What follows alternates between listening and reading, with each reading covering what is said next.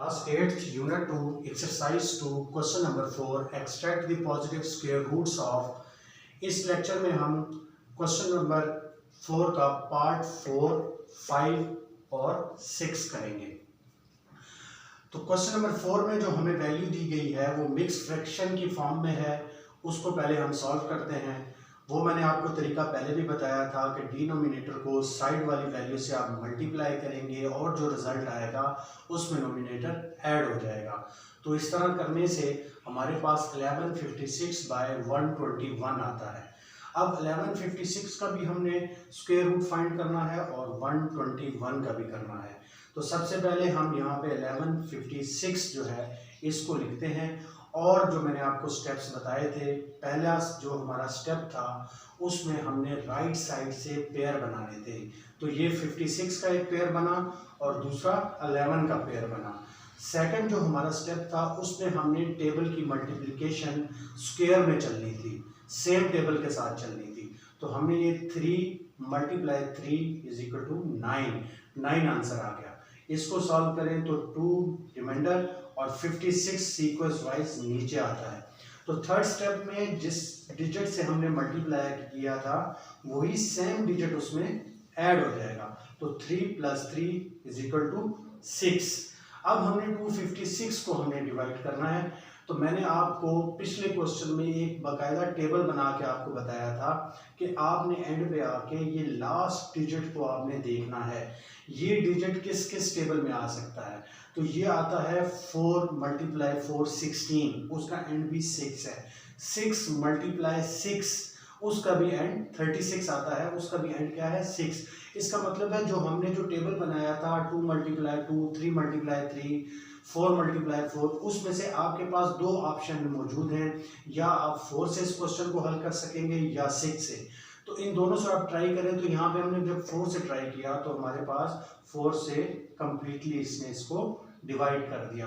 तो हमारा जो 1156 है उसका स्क्वायर रूट निकल के आया 34।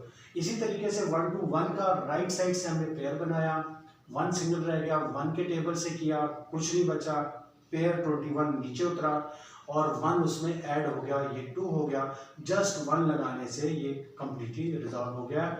अब हमारे पास जो स्क्वायर रूट निकल के आए 1156/121 के, वो 34 का स्क्वायर और 11 का स्क्वायर ये अंडर रूट की वैल्यू जो है 1/2 होती है, इससे वो कैंसिल हो जाएगा, हमारे पास 34/11 आ जाएगा। इसको जब हम डिवाइड करेंगे, डिवाइड में मिक्स फ्रैक्शन में हमारे पास 3 1/11 इसका आंसर आ जाएगा स्क्वायर रूट।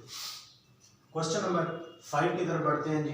क्वेश्चन नंबर 5 में जो वैल्यू दी गई है उसमें सबसे पहले हम जो पॉइंट है उसको शिफ्ट करते हैं। ये दोनों पॉइंट्स की आपको दी हुई है वैल्यूज, इनमें से एक एलिमिनेट हो जाएगी, पॉइंट उसका खत्म हो जाएगा। कैसे कि अगर हम 10 से मल्टीप्लाई करें, यहाँ पे अगर 10 से मल्टीप्लाई करते हैं तो ये पॉइंट इस तरफ शिफ्ट हो जाएगा। तो कम से कम एक वैल्यू हमारी जो है पॉइंट से निकल जाएगी। तो हमने मल्टीप्लाई एंड डिवाइडेड बाय 10 लिखा और मल्टीप्लाई भी कर दिया और डिवाइड भी कर दिया। ये 10 जब इससे मल्टीप्लाई होगा तो ये एक पॉइंट शिफ्ट कर जाएगा राइट साइड पे, और ये वाला 10 जब इससे मल्टीप्लाई होगा तो ये पॉइंट शिफ्ट कर जाएगा 9 के राइट साइड पे।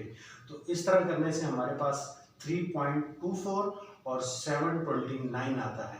अब इसका हम स्क्वायर रूट निकालेंगे। आप यहाँ पे आ जाएं। 3.24 का जब हम स्क्वायर रूट निकालेंगे तो राइट साइड से हम पहले पेयर बनाएंगे और 3 रह जाएगा। 1 का टेबल सेलेक्ट किया, 1 1 * 1 और इनका डिफरेंस निकला 2।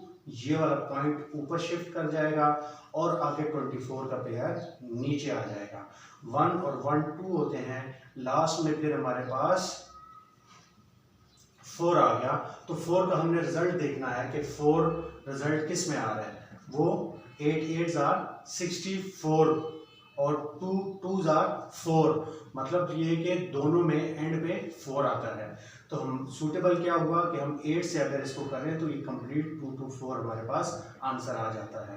तो 3.24 का जो स्क्वायर रूट निकला वो 1.8 है और 729 को अगर हल करें तो राइट साइड पे फिर उसी तरीके से हमने पेयर बनाया। 29 का 7 हमारे पास अकेला रह गया, 2 का टेबल हमने सेलेक्ट किया, 2 2 ज़ार 4, इनका डिफरेंस निकला 3 और साथ में 29 का पेयर उतर गया यहाँ पे।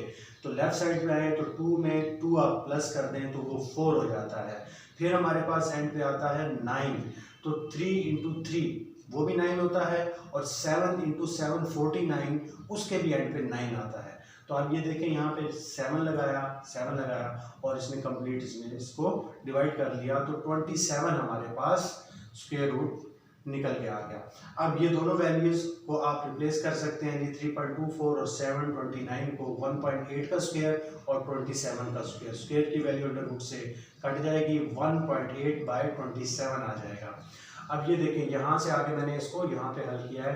अब आपने दोबारा से इसका पॉइंट ख़त्म करना है, तो उसके लिए मुझे क्या एक्शन करना पड़ा, इस पॉइंट को इधर शिफ्ट करने के लिए 10 से मल्टीप्लाई भी करना पड़ा और 10 से डिवाइड भी करना पड़ा। तो ये जब मल्टीप्लाई हुआ तो पॉइंट शिफ्ट होकर राइट साइड पे आ गया, इसने इसको 18 कर दिया। ये जब 27 से मल्टीप्लाई हुआ तो 270 हो गया। अब ये 18 और 270 आपस में डायरेक्टली डिवाइड हो सकते हैं, 18 270 को डिवाइड कर रहा है, तो इसलिए मैंने डिवाइडेड बाय 18 लिखा। 18 1 ज़ार और 18 15 ज़ार 270 होता है। इसने कंप्लीट डिवाइड करने के बाद 1/15 आपका स्क्वायर रूट निकल के आया। क्वेश्चन नंबर 4 के पार्ट 6 की तरफ बढ़ते हैं जी। इसमें 6 डिवाइडेड बाय 8 1/6 लिखा हुआ है। यहाँ देखें जी, हमने सबसे पहले ये जो 8 1/6 है, इस मिक्स फ्रैक्शन को 49/6 लिखा। सेम लेफ्ट साइड वाली जो है डिनोमिनेटर और लेफ्ट मल्टीप्लाई होकर ऊपर नोमिनेटर उसमें ऐड हो गया, तो ये 49/6 हो गया। पीछे भी जो हमने एक्सरसाइज की थी उसमें मैंने आपको बताया था, ये जो लाइन है जिसको हम डिवाइडेड बाय बोल रहे हैं, इसको मैंने इसके साइन में लिख दिया। 6 डिवाइडेड बाय 49/6 डिवाइडेड मल्टीप्लाई में जब कन्वर्ट होगा तो उससे अगली जो वैल्यू होगी वो उसका इन्वर्स हो जाएगी, रेसिप्रोकल हो जाएगी। तो 49 नीचे आ गया, 6 ऊपर चला गया, 6 से मल्टीप्लाई हुआ तो हमारे पास 36/49 आ गया।